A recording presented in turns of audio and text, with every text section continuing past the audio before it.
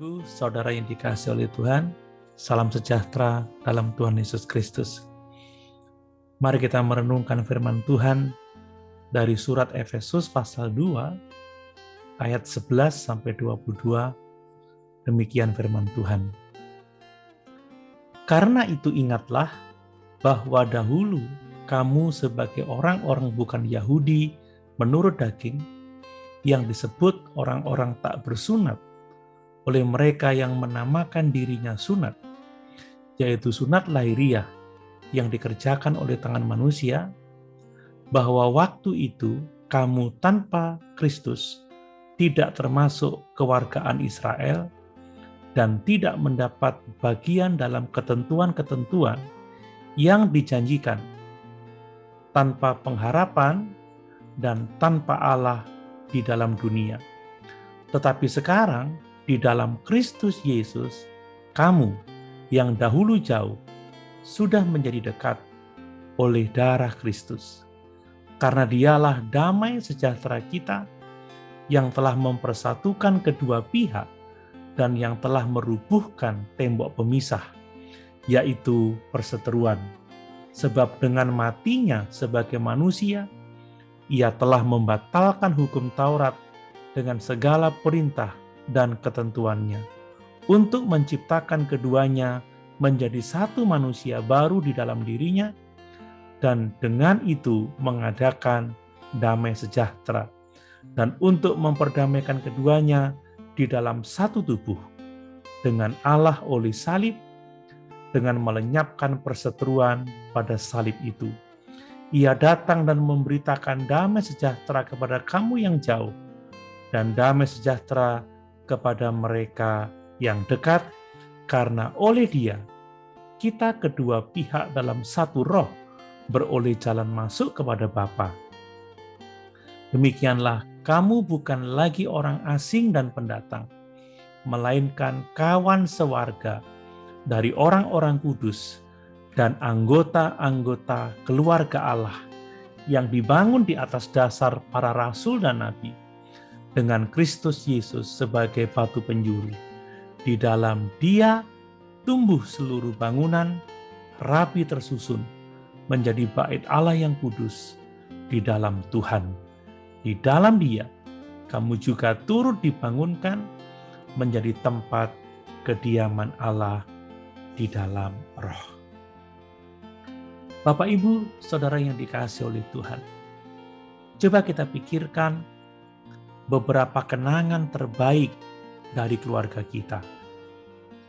Tentunya kita memiliki segudang kenangan indah dari keluarga kita masing-masing.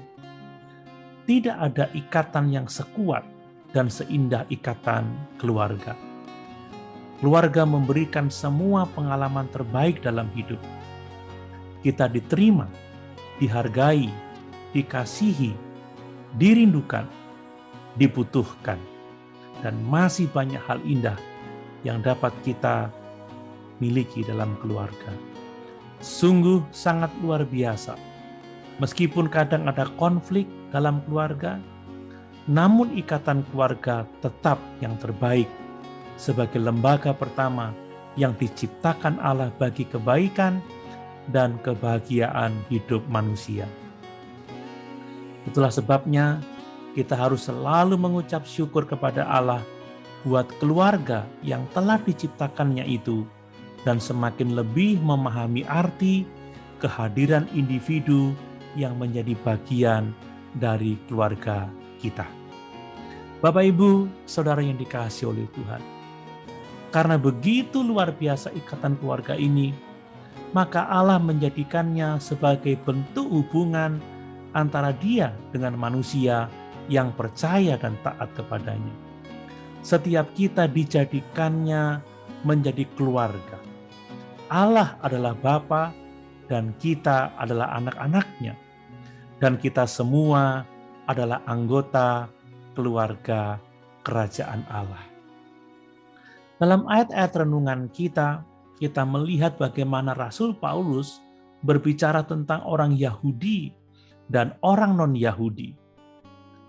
Orang Yahudi atau Israel adalah bangsa yang diangkat sebagai umat Allah.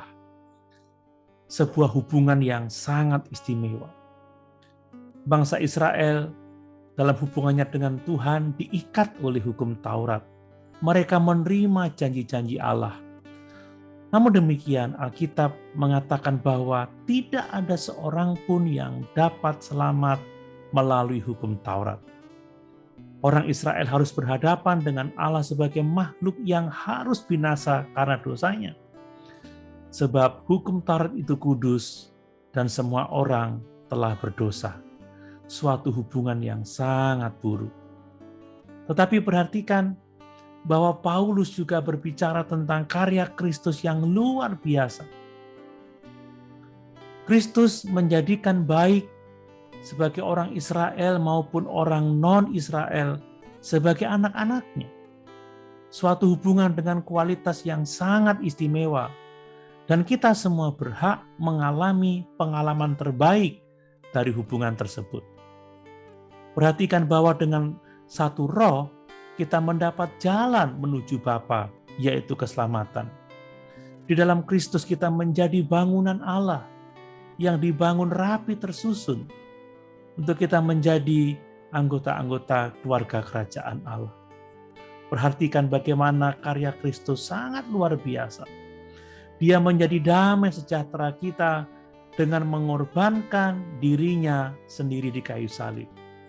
Dengan pengorbanannya itu, ia membatalkan hukum Taurat dan melenyapkan perseteruan sehingga baik orang Yahudi maupun non-Yahudi di dalam Kristus menjadi manusia baru. Mari kita bersyukur sebab Allah melalui Kristus Yesus telah mengadakan karya pendamaian sehingga melalui iman kita menjadi anggota keluarga Allah. Mari kita bersyukur sebab di dalam Kristus kita adalah keluarga Allah dan berhak menikmati semua kebaikan Allah yang adalah Bapa kita. Haleluya. Tuhan Yesus memberkati.